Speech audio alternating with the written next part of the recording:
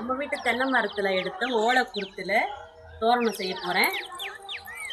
அழகாக இருக்குல்ல?